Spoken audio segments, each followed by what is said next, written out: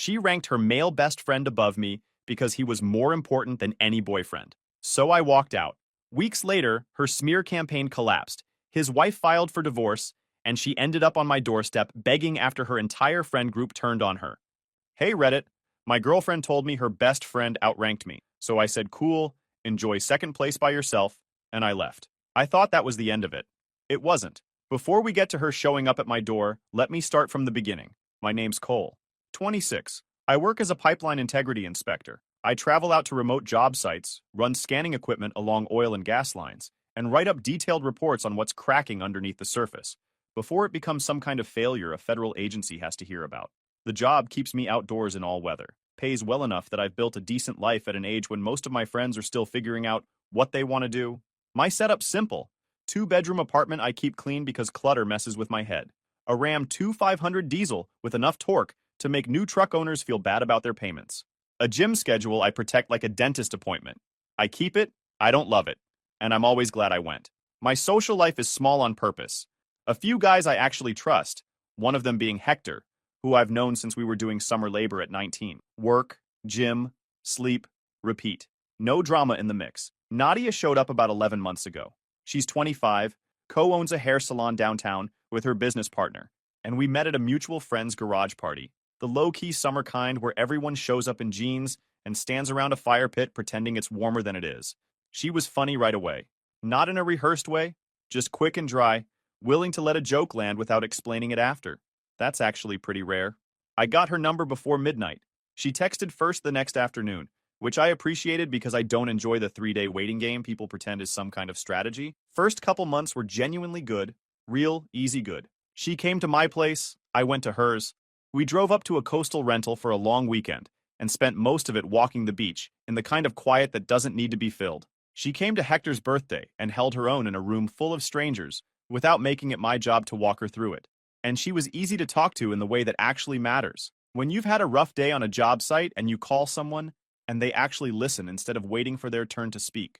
No real complaints for a while. Around month 3, I started noticing the shape of how she managed her world. She kept a lot of plates spinning and needed a lot of outside feedback to feel like she was doing it right. She'd check in with Jade or Britt before making decisions that were objectively hers to make. What to do about a difficult client, whether to renew her lease, how to respond to something her mom said. It told me something. Nadia basically couldn't function without outside input. She needed someone else to co-sign every decision she made, and whoever was closest to her ear had real leverage over her. Rhett was plugged in the deepest. Rhett is 29, works as a hospital lab tech, and has been Nadia's best friend since she was 19. He got married 2 years ago to a woman named Simone. The way Nadia described it, Rhett was the North Star of her life, the person who understood her best, who'd been there through the hard stuff, who knew her in ways nobody else in her current life could. She said this repeatedly, warmly, without seeming to notice that her boyfriend of several months was sitting right across from her while she said it. Every time I raised an eyebrow, not even with words, just a look, she had one response loaded and ready. He's married. That means he's safe. She said it the way you'd say something about geography. Flat, confident, like it was just a fact. I looked at her and said, married doesn't mean harmless. It means he's got a wife he's disrespecting. She blinked, didn't answer. Changed the subject like I'd gone off script, and she didn't have a response prepared for that version. I didn't push harder at first because I'm not the guy who blows up a relationship over a feeling I can't point to yet. But I started keeping mental notes, which is just a reflex from the job. When something might become significant, you track it early. You don't wait for the crack to become a rupture. Individually, each thing was explainable. Put them together, and it was a system. Rhett texted Nadia constantly during times she and I spent together. Not emergency stuff, just continuous contact. The kind that's basically just keeping tabs on someone. She picked up every single one immediately. Not after a minute, not after finishing her sentence. Immediately. I'd be mid-story at dinner, and her eyes would drop to the screen. She'd type back fast and put the phone face down like somehow that was respectful. One evening, I said it'd be nice to get through a meal without the interruptions. She looked at me like I'd suggested something unreasonable and said I didn't understand what real friendship looked like. I told her real friendship had off hours. She started to respond and I said, even and quiet, you don't have a best friend. You have a supervisor. She didn't answer that. She put the phone in her bag and we finished dinner without another word about it. But the look on her face told me that one landed somewhere it wasn't supposed to. After that, any concern I raised about Rhett came back labeled insecurity, controlling. Avoidant. These weren't Nadia's words originally. I could tell by how precisely she delivered them, like she was reading from something someone else had written. Jade was the source. She had a half-finished counseling certificate she used like a medical license, diagnosing everyone in Nadia's life from a comfortable distance. Britt was a different kind of energy, but same result. She got a kick out of stirring things up in other people's relationships and watching what happened. She suggested tests Nadia should run on me, posts she should make to gauge my reaction, ultimatums she should throw out there. One that stuck with me. I told Nadia I needed a week to focus on a deadline-heavy job and asked her to give me some breathing room on the daily check-ins. Normal stuff. She ran it by her friends. What came back, in Nadia's wording but definitely not Nadia's voice, was that I was emotionally distancing and showing classic avoidant patterns. Britt's suggestion was to post something vague on Instagram and see how fast I reacted. The uninvited intrusion thing started around month 4. One Thursday, I'd planned a night at my apartment. Nothing elaborate, just food, a movie, time to decompress. Nadia showed up 40 minutes late and Rhett was with her. No text, no heads up. She walked in like this was totally normal, said Rhett had been having a rough week and needed to get out of his place, and figured the 3 of us could hang. He settled onto my couch and started running down his week. A work situation, a disagreement with Simone, a gym session that went sideways. I let it go for about an hour. Then I stood up, started clearing the coffee table, and said easy and without any edge, "All right, man, we're wrapping this. Early day tomorrow." I started stacking plates. He got the message. Nadia gave me a look on his way out. Later, when I told her a warning would have been nice, she said she didn't think I'd mind, and that the fact that I did mind said something about me she wasn't sure she liked. I asked what it said. Controlling. Second label. I was collecting them. The manufactured emergencies were the move I hated most, because they worked every time. On her, at least. One Friday, Nadia and I had a reservation we'd been waiting 6 weeks for. We were literally putting shoes on at her place when her phone rang. Rhett. She took it in the bedroom, came out 4 minutes later looking genuinely shaken, said there'd been a bad fight between Rhett and Simone, that she had to go over there. She canceled the reservation, hugged me, and left. I drove home, ordered delivery, and watched the game. A few days later, Nadia's cousin Maya mentioned casually, not knowing anything about the canceled dinner, that she'd heard Rhett and Simone had been at a birthday dinner that same Friday night, that they'd had a great time, that Simone had posted about it. I verified it myself in about 30 seconds of looking. Rhett had invented the whole crisis. Nadia had no idea, or chose not to investigate it, which at a certain point becomes the same thing. Maya is 27 and had been watching Rhett work Nadia's life for years. She pulled me aside at a family cookout, kept her voice low, and laid it out clean. No drama, like she'd been waiting a long time to say it. She said Rhett had done this version of it with every man Nadia had dated seriously. The manufactured crises, the constant contact, the strategic appearances at couple moments, the escalation whenever Nadia got close to someone. She told me about the guy before me who'd lasted almost 8 months before Rhett ran him out the same way. She said Nadia wasn't a bad person. She genuinely believed she just had a loyal friendship other people didn't understand. The problem was Rhett had spent years making sure she'd believe exactly that. What struck me about Maya was that she wasn't performing the conversation. She wasn't looking for a reaction. She laid it out the way you'd tell someone something you'd been sitting on for years. Here's what I saw. Here's how long it's been happening. She didn't tell me what to do with it. Just said she'd been watching this run long enough to know how it ended, and she was tired of watching it end the same way. She'd been carrying this for years and had decided I was worth the risk of saying it out loud. She figured I deserved to know while it could still matter. I thanked her, drove home, added everything she said to the notes I'd been keeping, not for any specific plan, just because the day you need documentation is never the day you expected to need it. Nadia hosted a get-together at her apartment on a Saturday in late January. Wait, actually it might have been the last weekend of January, the 31st. Something like that. Whatever. Doesn't matter. 10 or 11 people. She cooked. I got there early to help set up, brought drinks, handled the back-end logistics the way I usually. Rhett was already there when I arrived, which was notable because he lived across town and the party didn't start for 2 more hours. He was in her kitchen running things, telling her how to brine the chicken, reorganizing the counter space, moving stuff around like a man who decided access and ownership were the same thing. He barely acknowledged me when I walked in. Nadia said, "Oh, Rhett got here early to help," with a smile that was asking me not to make it a thing. I grabbed a bag of ice and started filling the cooler. Actually, back up. I forgot to mention what the evening started with before any of this even mattered. Hector had texted me around 4 that afternoon, asking if I wanted to bail and catch the game instead.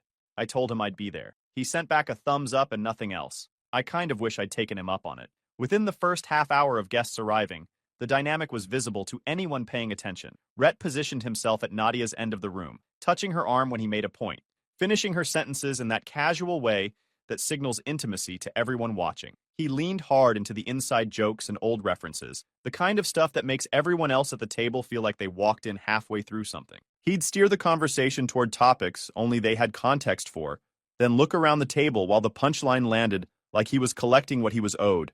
He was performing a relationship in public, not with his wife, with mine. A guy named Tate, who'd been to a couple of previous group events, caught me in the kitchen during a quiet moment. Low and even. That's weird, right? That's not just me? I told him I'd noticed it. He nodded and went back out to the patio without another word. I appreciated that he didn't dress it up. Dinner was fine on the surface. Good food, decent conversation. I was doing what I always do in a group, staying engaged, not dominating, letting things go where they go. Rhett was doing something different. He was managing the room, watching how people responded to him, checking Nadia's face every few minutes to make sure the reading was where he wanted it. Then the conversation landed on a local policy topic, and Rhett and I had different reads on it. When Nadia didn't come to his side, because she actually agreed with some of what I was saying, his tone started slipping. Rhett smiled like he'd already decided I was wrong. Okay, he said, slow. But that's not how it works in the real world. A couple people laughed politely, not because it was funny, because they weren't sure what else to do. It's exactly how it works, I said. The ordinance is public. The incentives are public. You can read them. He tilted his head. You're very confident for someone who doesn't live here. I live here. I just don't argue like I'm auditioning. His eyes flicked to Nadia again, like he wanted her to tap the brakes for him. She stared at her plate. That's when he started repeating my point back with a grin, like he was translating it for the table. So what Qley is saying is that the city is like secretly playing chess, and everyone else is too dumb to see it. I set my fork down. Stop looking at her for permission. Talk to me. The table went quiet. He stared. I said, we can disagree. You don't get to be disrespectful about it. He pushed his chair back and leaned forward, the kind of lean that's supposed to look intimidating. I looked at him like he was an interesting weather formation and said flatly, if you need an audience to feel tough, congratulations. You've got one. He stood up, turned to Nadia like I'd stopped existing. Are you going to let him talk to me like that? She's not in this conversation, I said. It's between you and me, man to man. If you've got something to say it with your chest, or say it to a judge. Pick one. That dropped on the table like a plate. Nobody said anything. He picked up his napkin with exaggerated care and set it down. Said Nadia's name. Said he was leaving. She was up before he'd finished the sentence, following him to the door. I heard them in the entry for a few minutes, voices low. She came back and sat down and put on a smile that had nothing behind it. The party died in about 40 minutes. A few people checked their phones. By 9:30, everyone had found a reason to leave. I shook hands with the ones I knew, said the right things, stayed behind to help clean up. That was the mistake. I should have read what was coming and left with the guests. She came into the kitchen, arms crossed. Rhett said you embarrassed him, and you need to apologize by tomorrow morning. I stared at her. You're kidding. I'm not. You made him look stupid. He did that himself. Her jaw tightened. You don't get it. You don't understand what real friendship looks like. Real friendship doesn't come with loyalty tests, I said. Or a demand letter schedule. She flinched at that, just slightly. Then she said the rehearsed part.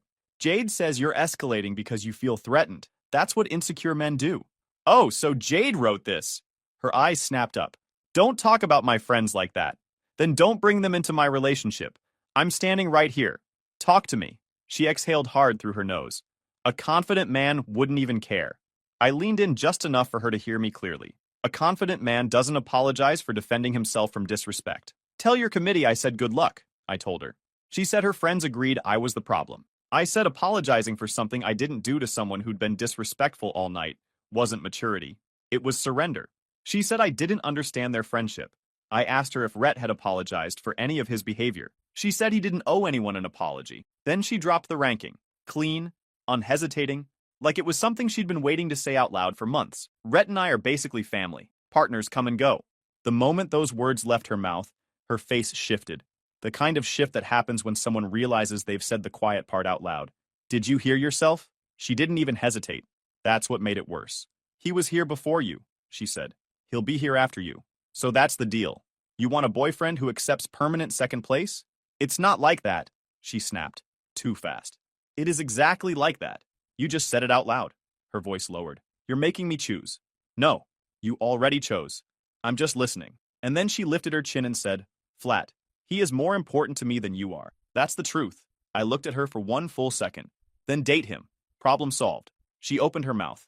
I said, I don't audition for second place. I picked up my keys, walked to her front door, and left. She said my name twice. I didn't turn around. Got in the truck, drove home, and that night I documented everything. Date, time, sequence, exact words, in the Notes app on my phone. Then I went to bed. Morning came. I made coffee. She'd told me where I ranked. She'd meant it. Nothing left to negotiate. I sent one text. We're done. Don't contact me again. Blocked her number. Blocked her on every platform I could find. Had the front desk call her. They had her number on file from a package she'd once sent to my unit, to let her know she had a charger and a book waiting in a bag at the lobby with her name on it. No note. No invitation. Then I went to the gym, hit everything I was supposed to hit, went home, made food, and called Hector to shoot pool that evening. Over the first rack, he asked what happened. I gave him the condensed version. He listened, didn't interrupt, didn't offer a hot take, or try to make me feel better by reframing it wrong. When I finished, he racked again and said, you did the right thing. Then we played. That was exactly the right amount of conversation about it. 3 days after the breakup, around 10 at night, I heard a knock at my actual apartment door. Not the intercom. My door. She'd either followed a neighbor through the building entrance or remembered the entry code from a prior visit. She'd been to my place enough times that both were possible. I checked the peephole. Nadia. She was holding herself together but barely. She leaned close to the door like she could press herself through it. Cole, she said, small. Open the door, just 5 minutes. I didn't move. You don't get 5 minutes. You got 11 months. I said something stupid, she said. I heard her swallow. I was angry. I didn't mean it like that. You meant it. You didn't like how it sounded after. There was a quiet beat. I can fix this, she said. No. You don't fix it by showing up at my door after I told you not to contact me. Her voice cracked, just slightly. So that's it? That's it.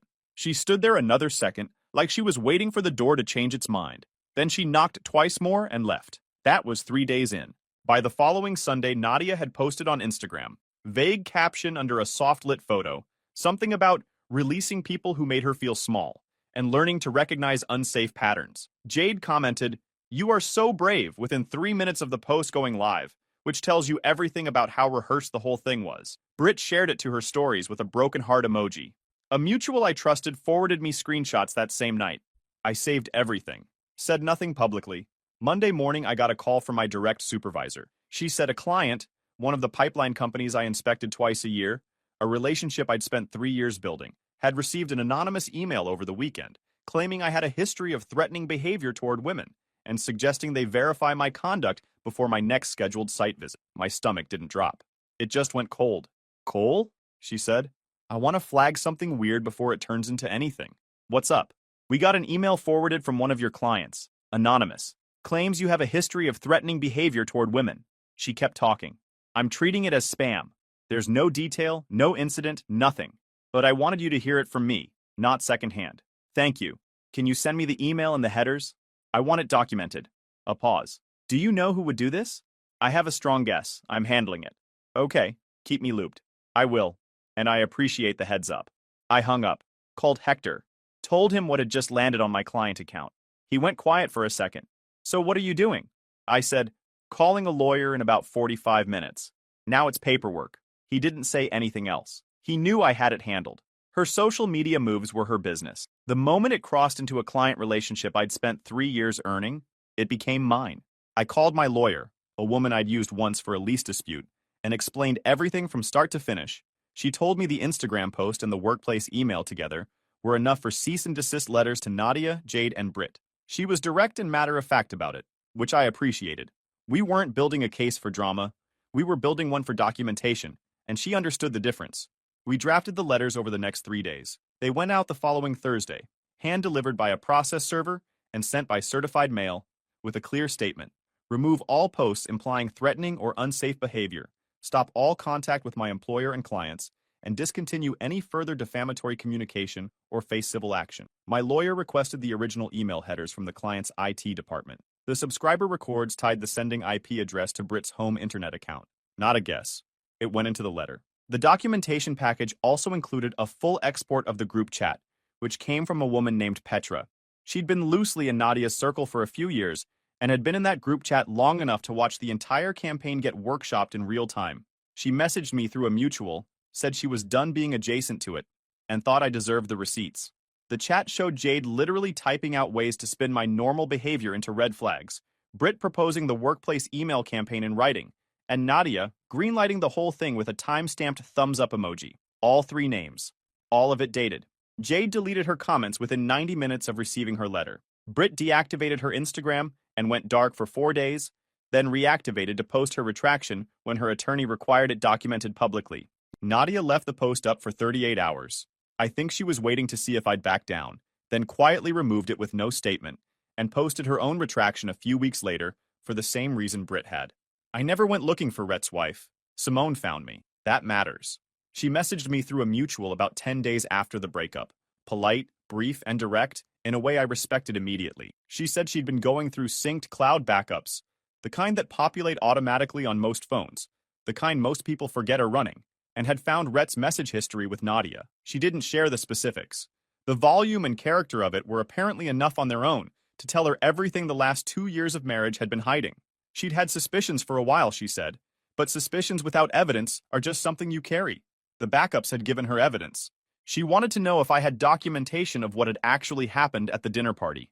I put together a clean package, the time-stamped notes from that night, the exact words from the kitchen ranking, quoted verbatim with date and time, screenshots of the posts, the comments, and the cease and desist letters, the group chat export. One line at the top, here's the actual sequence. Do with it what you need to. Every item was either a screenshot, a timestamp, or a signed statement. Nothing that required her to take my word for it. She responded within an hour. 2 words. Thank you. What she did with the package was fast. She confronted Rhett. Whatever that conversation looked like, it ran over multiple days and ended with a decision. Within that same week, Rhett had moved out of their shared home and into a short-term rental on the other side of town. Simone had a family law attorney returning her calls by Friday.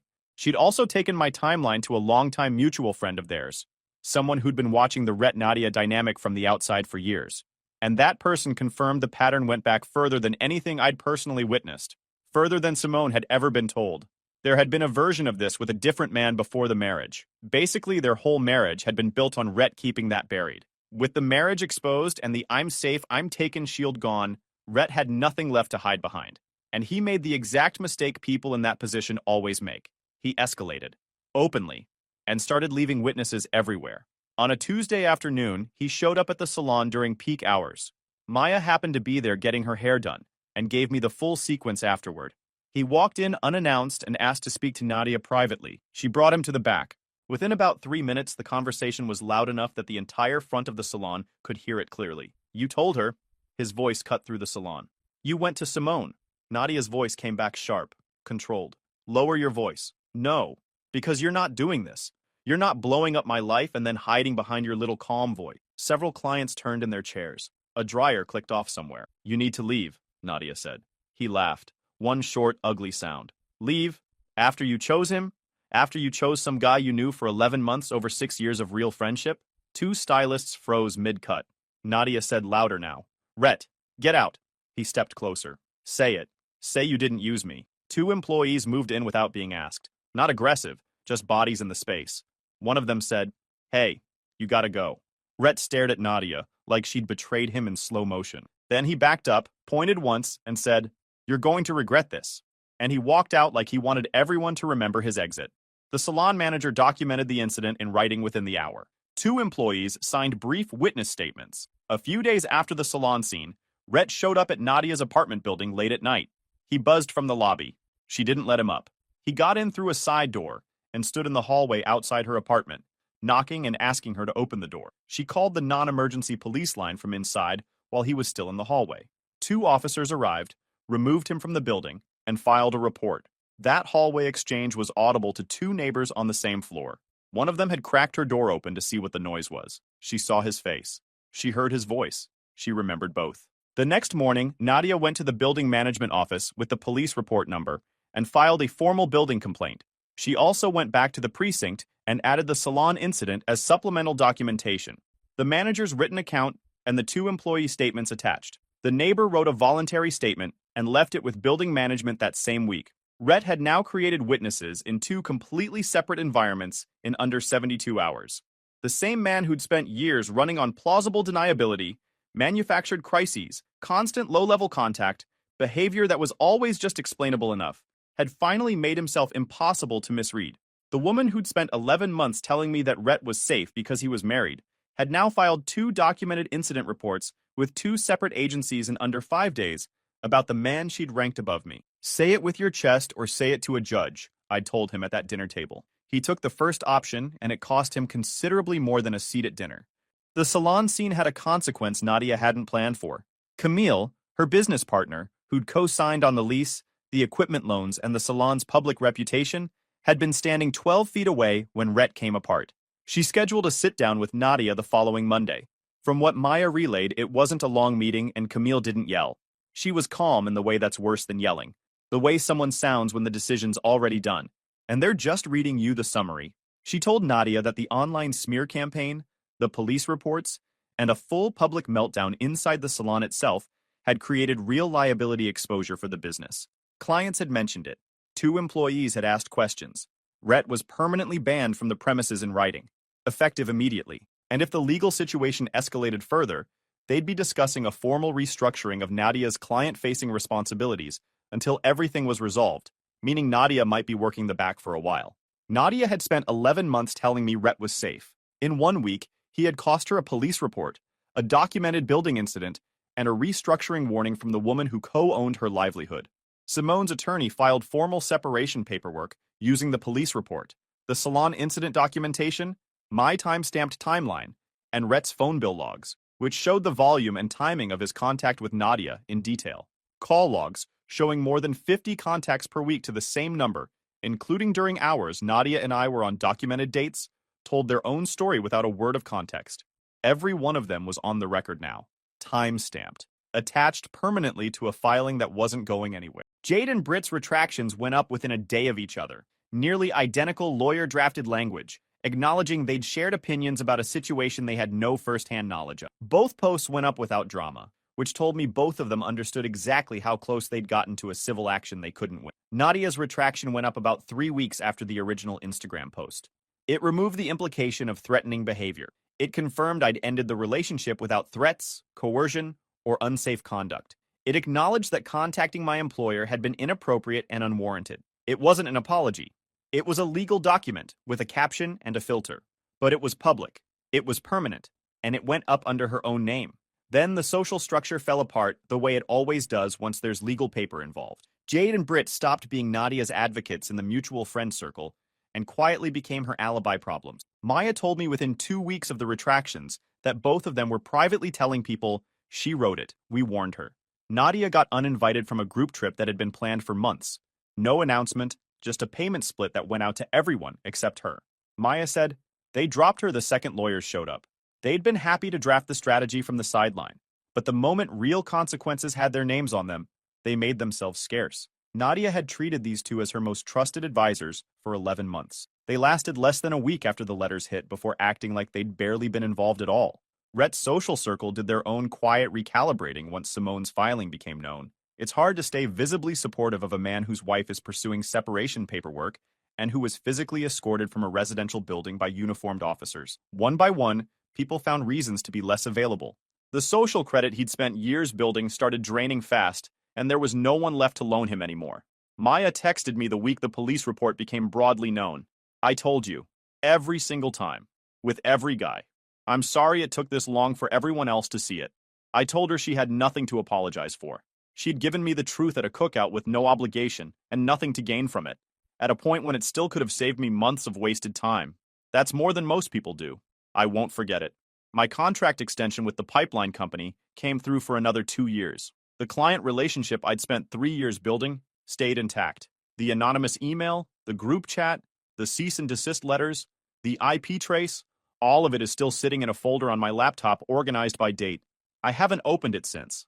I don't need to, but it's there. 5 weeks and 2 days after I walked out of Nadia's kitchen. I'd just gotten back from 10 days in New Mexico, a big inspection run on a distribution line, long hours, remote terrain, the kind of work that clears your head like nothing else does.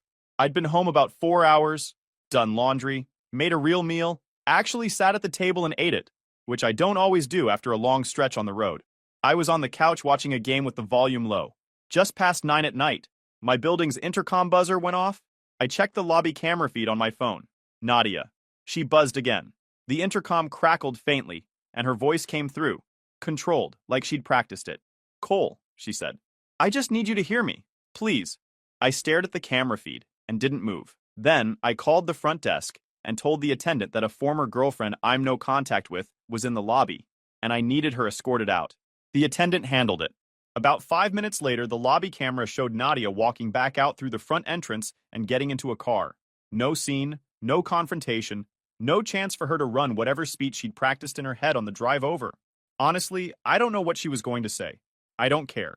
The idea that showing up at my building after weeks of legal correspondence was going to change my position told me everything I needed to know about how clearly she'd ever understood me. She'd spent 11 months outsourcing every decision she made.